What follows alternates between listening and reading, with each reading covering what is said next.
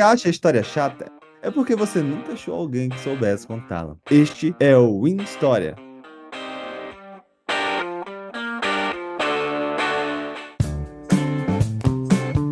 Bom dia, boa tarde, boa noite. E hoje nós iremos falar sobre um assunto bem pertinente sobre a nossa história. No caso, ao processo de independência do Brasil. Eu fiz esse podcast exclusivamente por conta dos meus aluninhos, né, que têm uma certa dificuldade em assimilar todo esse processo. Então, vamos lá. Primeiramente, precisamos fazer um contexto. A família real chega no Brasil em 22 de janeiro de 1808. Por quê? Simples. Dom João VI não obedeceu Napoleão Bonaparte e continuou seu comércio com o reino da Inglaterra. Então, Dom João VI se vê instigado porque Napoleão Bonaparte decide invadir o território português por conta desse desacato, podemos dizer assim. Então, Dom João VI foge de Portugal por conta justamente da ocupação francesa nas terras. Então, chegamos ao Brasil, né? Ele chega aqui no Brasil e não tem nada preparado para receber essa família real. E isso é uma coisa sem precedentes também, viu? Temos que lembrar que em nenhum momento ninguém, nenhuma colônia recebeu sua família real nas suas terras. O Brasil foi o único nesse processo que chegou, né? No dia, como eu tinha mencionado, em janeiro de 1808. Imagina só, estamos aí, do nada, com 15 mil pessoas chegando na cidade de Salvador, que não tinha estrutura para receber essa gama de pessoas. Então, passaram-se poucos dias em Salvador, precisamos admitir isso, né? Mas vejam bem, chegaram aí família, funcionários, conselheiros, ministros, nobres, servidores da Casa Real, acompanhados da grande família, né? Do rei com Carlota Joaquina, sua rainha, e também seus filhos, Dom Pedro e Dom Manuel. Lembramos também que aqui, assim que chegou no Brasil, Dom João VI precisou imediatamente pensar na estrutura administrativa e política e aquilo que chamamos de período joanino no Brasil. Então, ele abre os portos da nação com as nações amigas, né? No caso, ele tinha uma relação muito estreita e dependente da inglesa. Então, com essa abertura dos portos, o Tratado de Comércio e Navegação foi então colocado um teto desse imposto, que no caso seria 15% para os ingleses, para a Inglaterra, 16% de imposto para os portugueses, ou seja, a Inglaterra tinha 1% a menos que os portugueses, e qualquer outra nação, 24% de imposto para atracar e negociar dentro dos portos brasileiros. Outra questão é que, como a cidade de Salvador não poderia comportar esse povo todo, a corte se muda para a cidade do Rio de Janeiro, que se torna a capital do Império Português. Então lembramos que essa capital não tinha também muita estrutura para receber esse povo. Imagina só, a cidade tinha 60 mil, mais ou menos, 60 mil pessoas aí. Entre essas 60 mil pessoas, do nada, de um dia para o outro, 90 mil pessoas estavam dentro da cidade do Rio de Janeiro.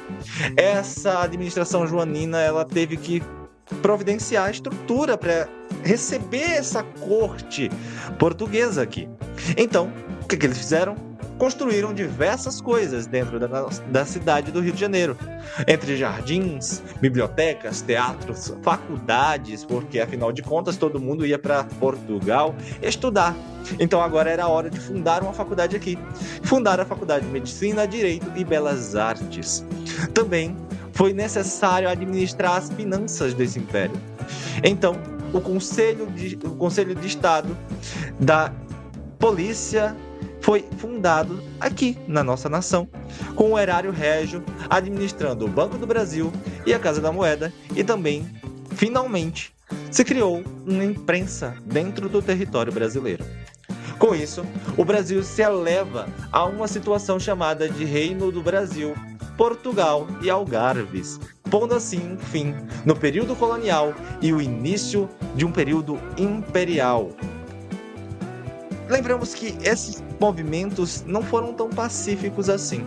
Aqui no Brasil, exclusivamente, durante o período da vida aqui da família real com Dom João VI, lembrando que foram somente 12 anos de vivência aqui, Dom João VI enfrentou a revolta, a insurreição pernambucana que visava separar-se do Império Português e fundar uma república. Olha a audácia desse povo. Então, eles queriam abolir os impostos, aumentar os salários, ter liberdade de imprensa, a tolerância religiosa e, acima de tudo, a administração também ser brasileira, né? Começavam a ter esse intuito de identidade nacional, tendo brasileiros. Temos aí o padre João Ribeiro, que era o líder desse movimento, que se suicidou.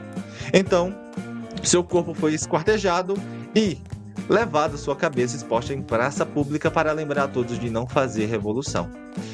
Também tivemos uma revolução liberal lá na cidade do Porto, em Portugal, que exigiu a volta da família real e o decaimento da nação brasileira, do território brasileiro, para a colônia novamente. Então, lembramos aí que essa Assembleia Constituinte foi influenciada pelo Iluminismo e seus deputados portugueses eram maioria e exigiam esse retorno imediato de Dom João VI para Portugal, porque senão eles iriam pôr um fim no absolutismo, ou seja, pôr um fim na monarquia. E eles queriam também colocar o Brasil de volta ao status de colônia, ou seja, tirar todas as administrações financeiras de volta para Portugal e Brasil, que ficasse à deriva. Então, Dom João VI decidiu voltar para Lisboa, né, para a capital do Império novamente, retornando assim no dia 25 de abril de 1821 e deixando seu filho, o então príncipe Dom Pedro, na condição de príncipe regente para governar e comandar o governo brasileiro. Então, essa permanência de Dom Pedro aqui nos dá um novo motivo para lutar, um novo motivo para querer uma separação entre o reino de Portugal e o reino do Brasil. Então, lembramos aí que essa tensão Portugal exigiu, no sentido geral, Dom João VI exigiu que o Dom Pedro voltasse para Portugal um ano depois. E essa tensão no território brasileiro só aumentava porque os portugueses estavam perdendo o controle sobre a colônia. E tendo um príncipe real, sangue real, no território, fazia com que eles simplesmente achassem que podia ser independente. E aí Dom Pedro começou a administrar a colônia dizendo assim, que qualquer lei, qualquer ordem que viesse de Portugal só seria efetivada no território brasileiro se fosse por intermédio dele aprovando. Então chegamos aí à questão da permanência de Dom Pedro para cumprir-se ou não os decretos de Portugal. No dia 1º de agosto, ele começa o decreto das tropas inimigas enviadas de Portugal e começava a ter esse movimento de separação muito forte, ganhando força aqui. Daí, no dia 7 de setembro de 1822, Dom Pedro I recebe uma carta de sua esposa, a princesa Leopoldina, e do seu ministro José Bonifácio, que dizia que era para ele voltar de qualquer jeito e intimava o Brasil a voltar a ser colônia. E então temos um grande quadro de Pedro Américo falando o independência ou morte. E esse independência ou morte dizia o que pra gente? Que simples, ou eu, ou todos nós, se tornamos livres de Portugal ou entramos em guerra.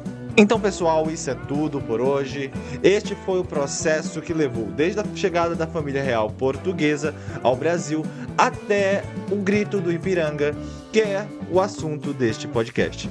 Então, curta, comente, compartilhe com seus amigos. Isso é tudo, então, até a próxima.